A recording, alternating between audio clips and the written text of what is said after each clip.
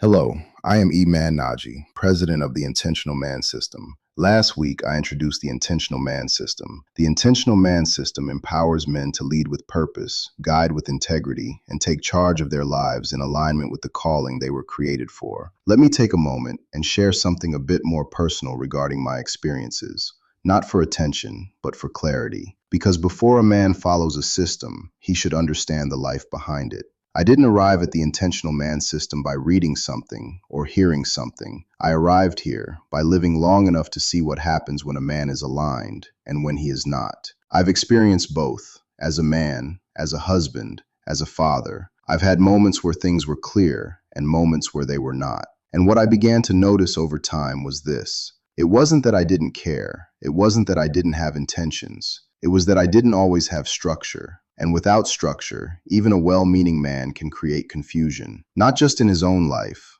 but in the lives of the people connected to him. That realization stayed with me. So I began to slow down, observe more, think more carefully about my decisions, my responses, my patterns. And I started asking myself questions that most men avoid. What am I really doing? What am I consistent in? And more importantly, what am I submitted to? Because every man submits to something, whether he says it or not. Some submit to emotion, some to comfort, some to past experiences, and many never stop long enough to examine it. That's where things began to change for me. I made a decision to become more intentional. Not perfect, but intentional. Intentional in what I say, intentional in the moves I make, intentional in what I allow in my head. And over time, that decision required something deeper. It required structure, not motivation, not inspiration, structure. A way to think consistently, a way to decide clearly, a way to move, regardless of how I felt in the moment. And that's what led to what I now call the Intentional Man System. Not something created overnight, but something refined over time, through experience, through observation, through correction. So when I speak to you, I'm not speaking from theory. I'm speaking from a place of understanding what happens when a man takes control of his direction, and what happens when he does not.